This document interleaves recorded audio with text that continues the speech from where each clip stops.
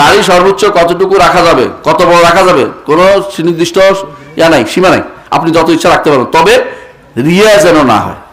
আমরা আমাদের শেখ জানে যে মসজিদ নবীতে মহিউদ্দিন ভাই এক ভাই আসছিল, ওনার দাড়ি এত লম্বা আসছিল, তো এটা উনি মাঝে মধ্যে আমাদের মনে হইতো যে উনি দেখাচ্ছেন, এটা আসলে ঠিক না। এরকম লম্বা দাড়ি মানে যেটা দেখানোর মতো হয়ে যাবে, এটা অবশ্যই কি করতে হবে, একটু কেটে সুন্দর করে রাখতে হবে, দেখানোর মতো অভ্যস্ত নাম। কারো কেউ আছে দাড়ি দিয়ে কি করে, একটা হাদিস আছে যে তুমি তো লম্বা অনেকদিন বাঁচবে, যারা দাড়ি গিরে দিয়ে রাখে, গিরে দিয়ে কারা দাড়ি দেখানোর জন্য যে অনেক লম্বা দাড়ি, হ্যাঁ, তো ওদেরকে রাসূলুল্লাহ সাল্লাল্লাহু আলাইহি ওয়াসাল্লাম বেরিয়ে মিনুম, তাদের থেকে আমি মুক্ত। এর অর্থ হচ্ছে রিয়া যেন না হয়, দাড়ির মাধ্যমে কেউ কেউ রিয়াও করে, এটা যেন না হয়। দুই একটা দাড়ি এদিক সেদিক গেছে না, এটা শোয়া যাবে না, ধরাও যাবে না, ফেরেশতা এটার মধ্যে লটকে রয়েছে, এই সমস্ত কথা আমরা মুসলমান আমরা বলি না, এগুলি কিছু মানুষের বক্তব্য।